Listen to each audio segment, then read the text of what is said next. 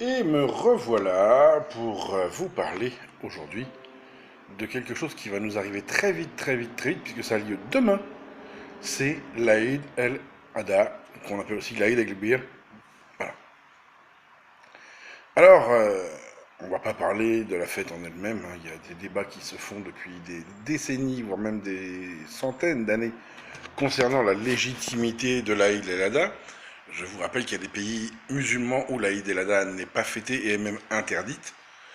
Mais ça, c'est un détail. Chacun fait sa religion comme il en a envie, à condition de respecter les lois du pays dans lequel on vit. C'est normal. On va donc parler de l'Aïd el-Adha en France. Alors, est-ce qu'un particulier a le droit d'acheter un mouton vivant? La réponse est non. Si vous voulez acheter un animal vivant, vous devez vous déclarer en tant que négociant animal auprès de votre chambre de l'agriculture, même si vous en avez qu'un par an. C'est-à-dire que si vous êtes contrôlé par la police, la gendarmerie ou les services sanitaires, avec dans votre véhicule ou dans une remorque un animal qui devra être identifié par des bagues qui sont, je vais vous montrer, hop, c'est ça les bagues. Hein. Eh bien, on vous demandera votre numéro d'exploitant agricole et le bon de transport. Je vais pas vous montrer un bon de transport, hein, j'en ai, mais j'ai pas, voilà. Et si vous n'avez pas ça, vous allez être verbalisé et l'animal va être confisqué. Première chose à savoir. C'est pour ça qu'il est demandé aux familles qui souhaitent faire un sacrifice rituel de s'approvisionner auprès d'un professionnel qui lui a cet agrément, qui achètera avec vous, si vous le souhaitez, votre animal, et qui le conduira dans un abattoir rituel, fixe ou mobile. Et il y a des conditions pour ça. On ne fait pas tout et n'importe comment. L'animal devra forcément avoir un passeport sanitaire, c'est-à-dire être à jour de ses vaccins, être à jour de ses prises de sang, parce qu'il y a des prises de sang sur les ovins, parce que ces dernières années, il y a des problèmes de viraux sur les ovins qui se transmettent à l'homme. Donc on ne prend pas de risque.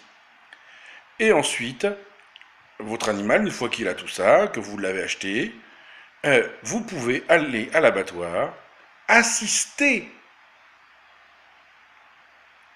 au rituel fait par un professionnel, je répète bien, fait par un professionnel, le tout en respectant les règles du sacrifice. Mais vous n'avez pas le droit, vous, de tuer l'animal. Alors vous allez me dire, oui, mais au bled, on a le droit, on le fait sur les terrasses, patati patata. Oui, ça se fait ailleurs. Il y a plein de pays où on fait ça comme ça. Pas en France. C'est illégal. Que vous ayez un appartement, une maison ou un château, vous n'avez pas le droit d'agir ainsi. Et si vous le faites, et que vous êtes pris, vous risquez une peine d'amende très lourde, et comme c'est un délit, vous risquez de la prison et des sanctions administratives. Vous savez, les gens qui sont dans leur première année ou qui n'ont pas encore une carte de 10 ans, ça rentre sur votre dossier. Et au moment de faire votre renouvellement, on peut vous dire écoutez, oui, mais non. On va vous demander de refaire un séjour chez vous et de redemander un visa. C'est pas une OQTF, hein, c'est pas une IRTF, c'est simplement on vous renouvelle pas votre titre de séjour parce que vous n'avez pas respecté les lois françaises. Tout simplement. Alors il va me dire ouais, c'est du racisme. Non, non, non, non. C'est les lois. Point. On ne vous interdit pas d'acheter un mouton, on ne vous interdit pas de faire la fête, on vous interdit de récupérer l'animal chez vous et de le tuer chez vous. C'est différent. Après, c'est vrai qu'il y a autre chose. Vous ne pouvez pas tout récupérer de l'animal. Ben non, pas de chance. Les abats, vous allez pouvoir récupérer le foie, le cœur éventuellement, mais par contre toute la partie des intestins, je suis désolé, vous ne pourrez pas les récupérer. Donc pour faire le guide, c'est pas possible. Pourquoi? Simplement qu'il y a énormément de maladies actuellement chez les ovins, et devinez où il y a le plus de microbes, c'est là. De la même façon, c'est pas vous qui allez déshabiller le mouton, ça sera fait par un professionnel. Par contre, vous pouvez récupérer la carcasse et la découper chez vous. Ça, vous avez le droit. À condition, évidemment, bah oui, il y a des conditions, que vous ayez ce qu'il faut pour transporter l'animal. C'est toujours à vous de décider comment vous allez le faire. Mais vu qu'il fait par exemple aujourd'hui 40 degrés, c'est demain là, demain il y a des régions en France où on prévoit 42, 44 degrés.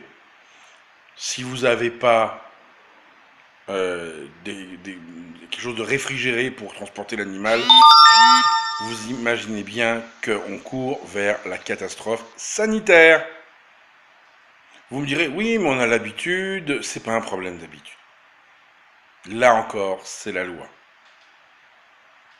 C'est oui, voilà, c'est. On appelle ça le service de la protection des populations. C'est pas pour vous emmerder, c'est pour protéger. Alors c'est vrai que c'est gênant, je le reconnais.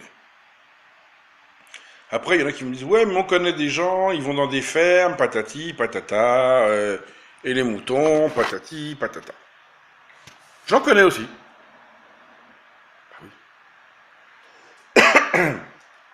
Et je sais que demain, beaucoup de personnes vont être à la campagne, alors qu'ils habitent en ville.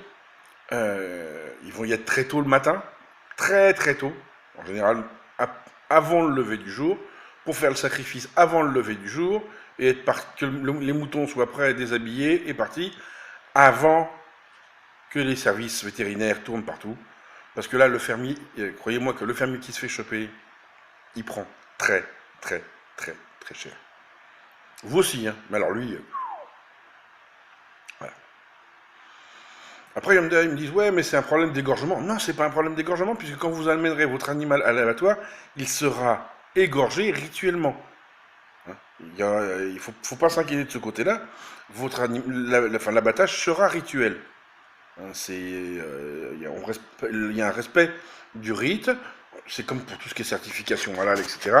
Même si on sait que parfois, dans les abattoirs halal, il y a la certification beaucoup plus qu'il n'y a le respect du rite, mais ça c'est un autre débat.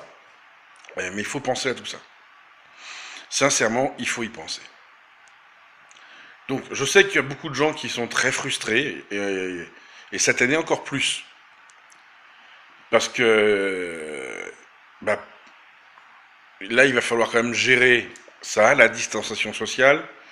J'ai une grande pensée pour ceux qui sont en Belgique, qui vont pas pouvoir faire la Eid al-Adha dans de bonnes conditions, puisqu'il faut 5 personnes maximum pour faire la fête en Belgique. Alors déjà, je sais pas comment ça marche dans les familles de plus de 5 personnes, ça encore c'est une histoire belge, hein, mais c'est voilà. En France, vous avez encore le droit d'être ensemble, mais pour l'abattage, j'ai aucune idée de comment ça va se passer dans les abattoirs. Je serais un menteur de vous dire que je le sais pas. Voilà. Mais là, on est quand même dans des conditions plus que particulières, et il faut s'y faire. C'est important. Après, est-ce que ça peut poser problème pour votre foi? Peut-être. Est-ce qu'il y en a qui vont faire les choses différemment? Sûrement. Je suis pas là pour vous dire comment faire ou quoi faire. Je suis là pour vous dire ce que dit la loi française. Vous le faites, vous le faites, vous le faites pas, vous le faites pas. C'est comme quand on est sur la route. Si c'est marqué 80 et qu'on a 160, eh ben on sait très bien que s'il y a un gendarme, on est foutu. C'est pareil. J'ai pas à vous dire de rouler à 80, j'ai pas à vous dire de rouler à 160. J'ai juste à vous dire, la loi dit que. Et ben là, c'est pareil. La loi dit que. Voilà. Alors, qu'est-ce que vous risquez si vous vous faites attraper? Alors, je vais commencer par dans les appartements où vous êtes locataire. Si vous êtes surpris avec un animal chez vous, vous risquez quand même un gros problème qui est l'expulsion. Vous pouvez être expulsé. Si vous s'il est constaté que l'animal ne vivait pas dans de bonnes conditions, ce qui n'est pas possible dans un appartement, il faut être lucide, vous serez poursuivi pour violence contre animaux. Et oui, la France prévoit ça. Si vous avez tué l'animal hors des règles sanitaires, vous serez poursuivi également pour non-respect des règles sanitaires. C'est-à-dire que vous pouvez vous retrouver avec un nombre d'accusations contre vous assez aberrant. Dans une maison, si vous êtes propriétaire de votre appartement, sachez que il peut y avoir des sanctions extrêmement lourdes de la part de la copropriété. Financière, on peut vous demander de faire une désinfection totale des canalisations, ça coûte la peau du cul, hein. Attention. Et évidemment, vous risquez d'avoir des problèmes avec la justice pour tout ce qui est violence animale, non-respect des règles sanitaires et d'hygiène, etc., etc., etc. On parle de peine de prison quand même, hein, je tiens à le signaler. Si vous habitez dans une maison, essayez de ne pas vous faire choper. Il y en a plein qui le font dans leur garage, hein. On sait très bien qu'il y a des moutons qui sont dans le garage depuis quelques jours, voire quelques semaines, et qui demain passeront à la casserole. Si vous faites choper, c'est pareil. Ben oui, voilà. Surtout qu'il va faire très chaud, donc n'oubliez pas que la peau, ça pue la mort. Donc je sais pas comment vous allez faire pour que, avec la chaleur, ça sente moins mauvais. Le brûler, ça sert à rien, les chairs sentiront, donc puis on n'a pas le droit de faire du feu, c'est une période de sécheresse. Oui, non, mais il y a plein de choses à laquelle il faut penser. Des détails, c'est comme le sang. Pour évacuer le sang, le mieux c'est la javel, hein, faut pas se leurrer. Mais il va falloir 20 ou 30 litres de javel pour un mouton, hein, donc faut y penser. Donc voilà, c'est tout ça que je voulais vous dire. L'Aïd el Adha, c'est une fête que beaucoup de gens vont fêter dans la communauté musulmane. Et je vous invite toutes et tous à le faire dans les meilleures conditions possibles. Et surtout, pensez que en France, tuer soi-même son animal, c'est super mal vu. Et pas que pour les musulmans, attention, je tiens à le dire. Ouais. Avant, dans les fermes, on tuait la vache, on tuait le cochon, on tuait le mouton, on tuait la chèvre. Ça posait pas de problème. Maintenant, c'est interdit. Donc, c'est pas un problème confessionnel. C'est pas du racisme, c'est juste que la société a largement changé là-dessus. Et on n'a plus le droit de faire ça. C'est tout juste si on a le droit de tuer un lapin. Et je suis même pas sûr qu'on a encore le droit. Vous voyez, comme quoi. Donc, à vous de penser à tout ça. Et puis, surtout, n'oubliez pas. Soyez heureux. Rendez heureux. À bientôt, les amis.